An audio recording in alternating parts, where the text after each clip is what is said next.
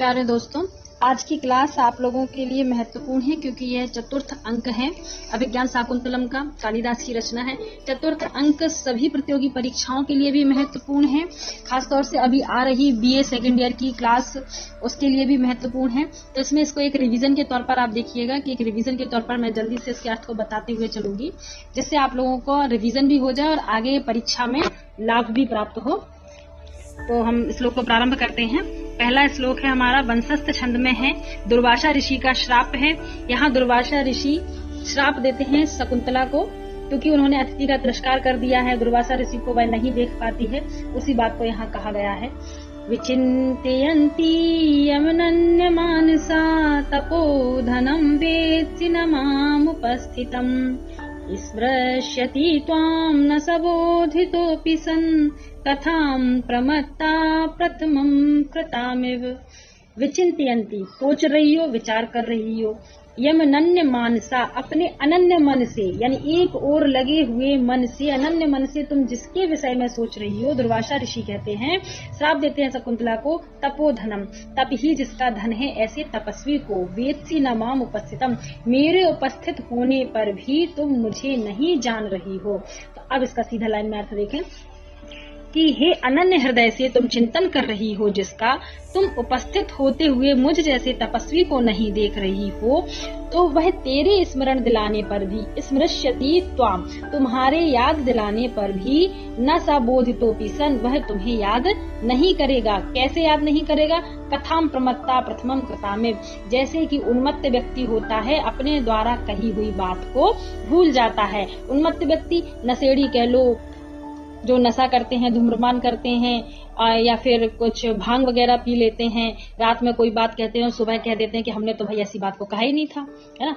तो कहते हैं कि विचिन्तयन्ती यमनन्य मानसा, कि तुम एक एकाग्र मन से, एकाग्र चित्त से जिसके बारे में अनन्य मन से सोच रही हो, मुझ जैसे तपस्वी का ज्ञात नहीं है, मेरे उपस्थित होने पर भी मेरा आदर नहीं किया, मुझ जैसे अतिथि को नहीं देखा, तो वह तुम्हारे स्मरण कराने पर भी, शकुंतला राजा को ध्यान भी दिलाएगी कि मैं तुम्हारी पत्नी हूँ, लेकिन वो भूल जाएंगे, तो वही उनको याद ही नहीं करेंगे। वही बता रहे हैं, ऋषि कहते हैं कि वह तुम्हें भूल जाएगा। ये ऋषि का श्राप लग जाता है शकुंतला को।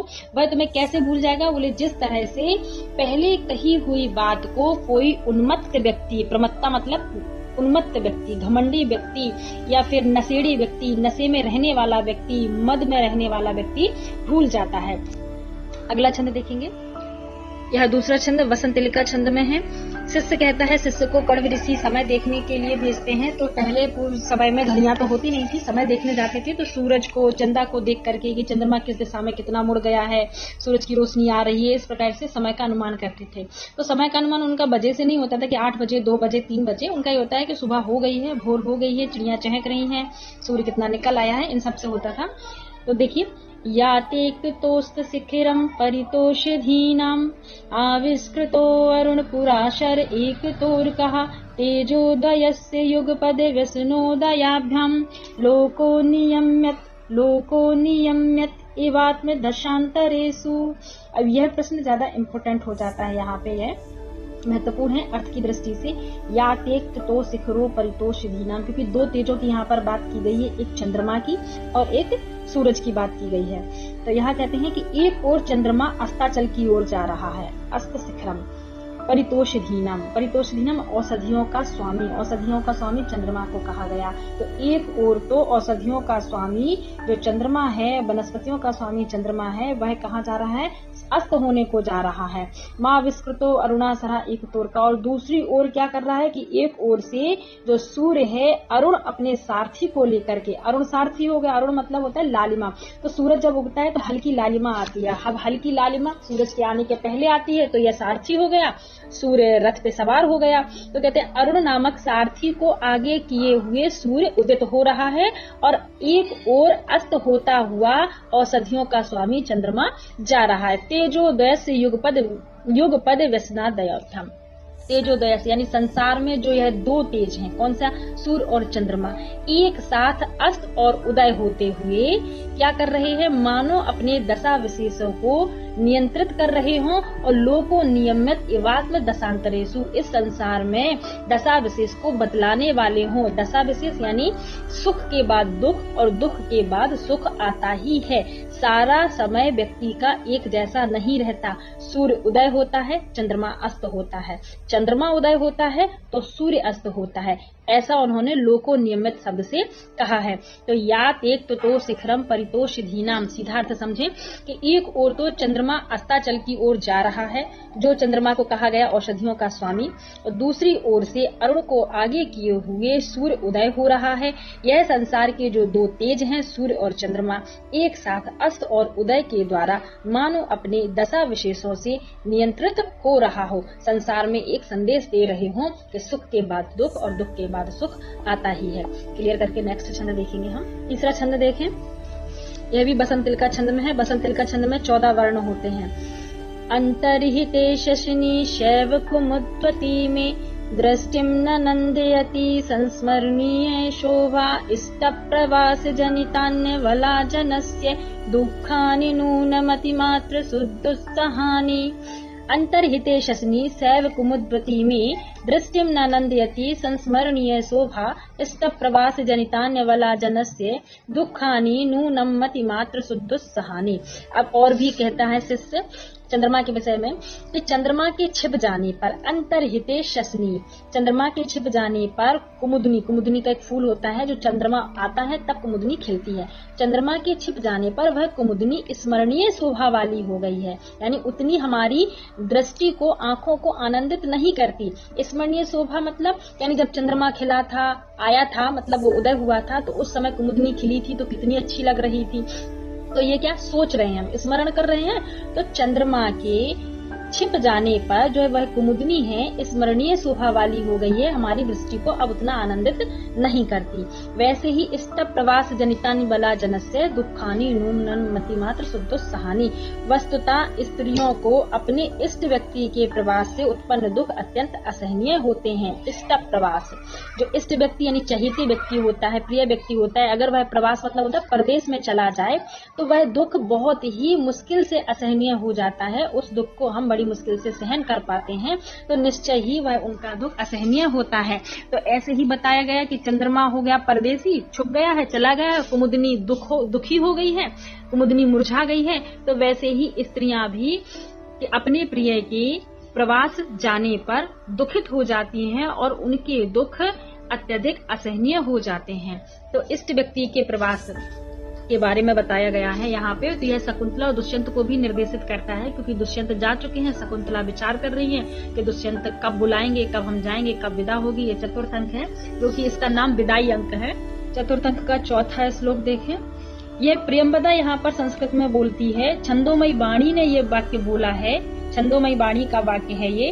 अगर लिखने को आ जाए संदर्भ प्रसंग में तो आप बता सकते हैं कि प्रियंवदा अपने मुंह से छंदोमयी वाणी के बारे में बतला रही है कि दुष्यन्ते ना हितम तेजो दधानाम भूतये भुवा अवेही तनयाम ब्रह्म अग्निगर्भा समीमेव। कि कण्व ऋषि को कैसे पता चलता है कि भाई शकुंतला गर्भवती है, क्योंकि चौथे अंक में शकुंतला का गर्भवती होना बतलाया गया है। चौथे ही अंक में शकुंतला की विदाई होती है। कण्व ऋषि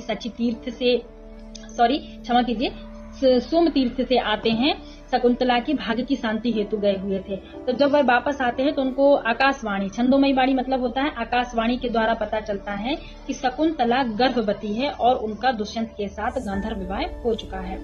तो ये इसका अर्थ देखिए कि दुष्यंते न हितम तेजो दधानाम भूतये भुवा, कि हे ब्रह्मन, दुष्यंत के द्वारा स्थापित तेज यानी वीर को पृथ्वी के कल्याण के लिए धारण करने वाली अपनी पुत्री को छिपी हुई अग्नि से युक्त समी वृक्ष के तुम समान समझो। अवेही तनयाम ब्रह्म अग्निगर्भा समी में ब्रह्मन। यहाँ से अर्थ उठाएंगे कि हे ब्रह्मन, हे ऋषिवर, हे कर्ण ऋषि, दुष्यंते ना हितम तेजो, दुष्यंत के द्वारा निहित तेज को धारण करने वाली पृथ्वी के समान अपनी पुत्री को तुम समझो, क्योंकि वह लोक कल्याण के लिए उस तेज को धारण किए हुए है। तो वह किसके समान हो गई? आपकी पुत्री कैसी है? समी वृक्ष के समान है, जिसने अग्नि से युक्त तेज को धारण किया है। तो अग्नि के समान तेज को धारण करने वाली समी वृक्ष के समान है, क्योंकि समी वृक्ष के अंदर ऐसा माना जाता है कि अग्नि का वास होता है। तो ऐसे ही शकुंतला के गर्भ में दुष्यंत का तेज स्थापित है, तो वह अग्नि के समान है, जो कि लोक कल्याण के लिए है।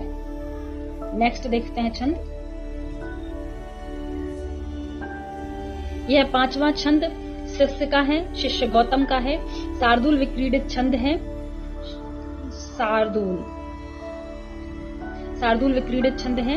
इस छंद में वह वर्णन किया गया है कि जब शकुंतला की विदा होती है तो उसको आभूषण वगैरह ये ऋषि को मिलते हैं और ऋषि आकर के शकुंतला को तैयारी में अनुसुईया को प्रेमवदा को आभूषण देके जाता है। वह पूछती है कि ये गौतमी पूछती है कि नारद से और ऋषि गौतम से कि ये तुम्हें कहाँ से प्राप्त हुए हैं। तब वह बताता है कि हमको आभूषण कहाँ से मिले हैं। ऐसा प्रसंग है यहाँ। क्षौमं केनचिदिन्दु पाण्डु तरुणा माङ्गल्यमाविष्कृतम् निष्ठूयोत चरणोपराग सुभगो लाक्षारसा केनचित् अन्येभ्यो वनदेवता करतलै रापल्विभागोत्थितै दत्तान्याभरणानि न किशिलयो प्रतिद्वन्द्वी क्षौमं केनचिदिन्दु पाण्डु तरुणा माङ्गल्यमा विस्मृतं निष्ठूयोत चरणोपराग सुभगो लाक्षारसा केनचित् अन्येभ्यो वनदेवता करतलैरापरविभागोत्थितै दत्तान्याभरणानि नाकिशलयोदभेद प्रतिद्वन्द्वी। बतलाता है, शिष्य कहता है कि हमको किसी वृक्ष ने चंद्रमा के समान श्वेत मंगलकारी रेशमी वस्त्र दे दिए। क्षौमम केनचिदिन्दु, केनचित किसी ने, पांडु श्वेत वस्त्र चंद्रमा के समान। हमको मंगलकारी रेशमी वस्त्र चंद्रमा के समान सफेद किसी वृक्ष ने दे दिए। और किसी ने पैरों में रंगने के योग्य लाक्षारस अर्थात महावर प्रकट कर दिया। निष्ठ्यूत चरणों पराग, चरण में उपराग लगाने वाला, चरणों का जो राग होता है लाक्षारस, महावर दे दिया। केनचित किसी ने हमको पैरों में लगाने वाला महावर दे दिया। अन्योभ्यो वन देवता भी करतले रावर भाग होते थे और अन्य वन देवताओं ने हाथों तक ऊपर उठे हुए क्या दे दिए? आभूषण दे दिए। तो अन्य वृक्षों ने कलाई तक उठे हुए सुंदर किसलयों कौपल को भी स्पर्धा करने वाले, जो नवीन नवीन कौपल होते हैं, सुंदर सुंदर नवीन नवीन पत्तियां निकलती हैं, छोटे छोटे फूल निकलते हैं, उनकी भी स्पर्धा करने वाले वन देवताओं के करतलों के जो आभूषण है वह आभूषण शकुंतला के लिए प्रदान कर दिए। क्लियर करके नेक्स्ट छंद देखेंगे। नेक्स्ट छंद छठवा है हमारा श्लोक। परीक्षा की दृष्टि से चौथा अंक बहुत महत्वपूर्ण है और सारे ही श्लोक इसके इम्पोर्टेंट हो जाते हैं, इनको देख लीजिए आप। छठवां देखिए, यास्याद्य शकुन्तलेति हृदयं संस्पृष्टमुत्कण्ठया कंठा संभृत वास्तवृत्ति कलुषे चिंता जडं दर्शनम् वैक्लव्यं मम तावदीदृशमिदं स्नेहादरण्योकसः पीड्यन्ते ग्रहिणा कथं नूतनया विश्लेष दुःखेन वै। यास्यध्यत शकुन्तलेति हृदयं संस्पृष्टमुत्कण्ठया कंठा स्तंभित वासवृत्ति कलुषित चिंता जडं दर्शनम् वैक्लव्यं मम तावदीदृशमिदं स्नेहादरण्योकसः पीड्यन्ते ग्रहिणा कथं नूतनया विश्लेष दुःखैर्न वै। अब यहाँ पे ऋषि काश्यप कहते हैं, कर्म का कथन है, शार्दूल छंद में है, ऐसा आप विशेष में लिख सकते हैं। इसको आगे समझिए कि आज शकुंतला की विदा होगी। यास्यद्य अध्य, अध्य मतलब आज, आज शकुंतलेति शकुंतला की विदा होगी, ऐसा सोच करके जो मेरा हृदय है दुख से भर रहा है। हृदयम संस्पृष्टम मुत्कंठया, जब हमें कोई बात बुरी लगती है, मन में बुरा लगता है, किसी की विदा होती है, कोई बाहर जाता है, तो कंठ में गले में अजीब सा लगने लगता है, सूखने लगता है, हृदय बैठने लगता है। तो वही सब बातें इसी कड़वे के साथ हो रही हैं। कंठा स्तंभित बाष्पवृत्ति कलुषित चिंता जडम दर्शनम, और कह रहे कि आंसुओं के बहने से स्तंभित बाष्पवृत्ति कलुषित। अब आंखों में अगर आंसू भर जाते हैं और गला भर जाता है तो हमको क्या होता है? बोलने में दिक्कत होती है क्योंकि गला भरा हुआ है। आंखों में आंसू आ जाएंगे तो दृष्टि भी धुंधली पड़ जाती है, हमको दिखने में दिक्कत हो जाती है। तो आंसुओं के बहने को रोकने से मेरा गला भर आया है, मेरे हृदय में मेरा हृदय भर रहा है इस दुख के कारण कि आज शकुंतला की विदा होगी। मेरी दृष्टि चिंता के कारण निश्चेष्ट हो गई है, यानी चिंता के कारण मुझे दिखलाई नहीं दे रहा है। जंगल में रहने वाले, अब कहते हैं ब्लैक्लव्यम, मैं दुखी हो रहा हूँ, मम मुझको, तावदी दृश्यम स्नेहादरण्योकसा, इस स्नेह के कारण जंगल में रहने वाले मुझ जैसे व्यक्ति को जब दुख हो रहा है, पीड्यन्ते ग्रहिणा कथम नूतनया विश्लेष दुःखैर्न वै, तो फिर पीड्यन्ते, तो फिर ग्रस्त लोग पहली बार जब अपनी पुत्री को विदा करते होंगे उनके वियोग से दुखी क्यों ना होते होंगे, अर्थात उनको तो बहुत अधिक दुख होता होगा। अब अपनी माताओं से ले लीजिए, माताएं जब अपनी लड़की की विदा करती है कोई माँ तो उसको कितना दुख होता है, और लड़की जब माँ से अलग होती है, अपने घर से मायके से अलग होती है तो उसको दुख होता है। बड़ा ही लौकिक व्यवहार का इसमें वर्णन किया है कालिदास ने, इसलिए इसके सारे छंद बहुत महत्वपूर्ण हैं। वीडियो बड़ा ना हो इसलिए मैं 6 पर ही इसको विराम दे रही हूँ। अगले 6 छंदों को लेकर के पुनः आपके सामने उपस्थित होंगी। वीडियो को लाइक कर दें, चैनल को सब्सक्राइब करें, चैनल को शेयर करें जिससे और लोगों का भी भला हो सके। जो बीए सेकेंड ईयर में लड़कियां हैं खासतौर से वो जरूर देख लें। यूजीसी नेट है, सेट है और आपका पीजीटी है, टीजीटी है, सभी परीक्षाओं के लिए बहुत ही महत्वपूर्ण है। नमस्कार, आज के लिए इतना ही। अगले वीडियो में मैं पुनः आपके सामने आऊंगी। धन्यवाद।